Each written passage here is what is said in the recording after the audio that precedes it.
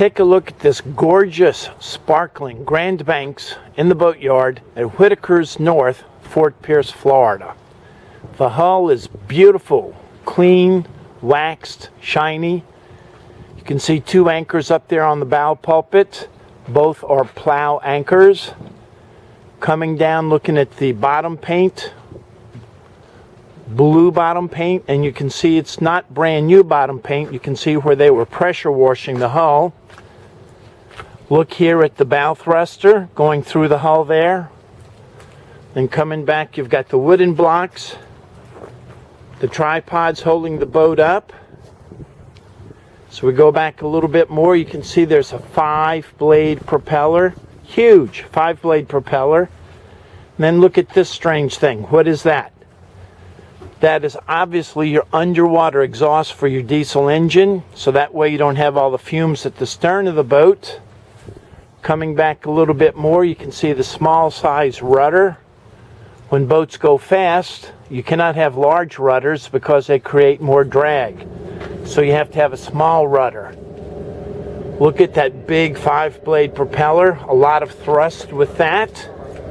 And then you can look here at this shark line cutter, that very sharp device to cut any type of ropes, crab trap lines, lobster pots that get wrapped up.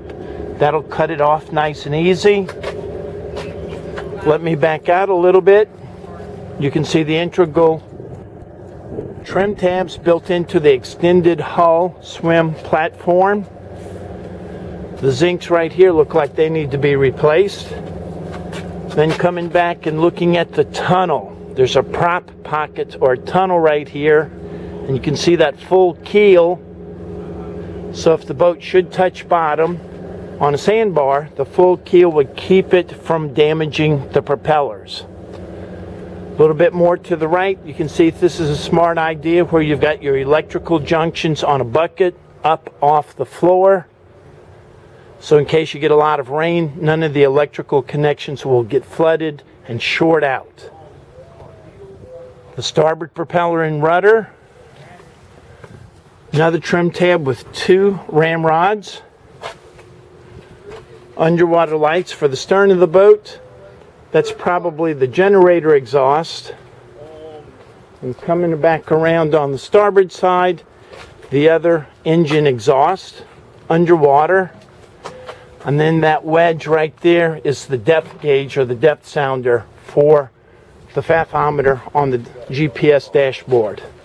So this is a beautiful Grand Banks Europa style trawler.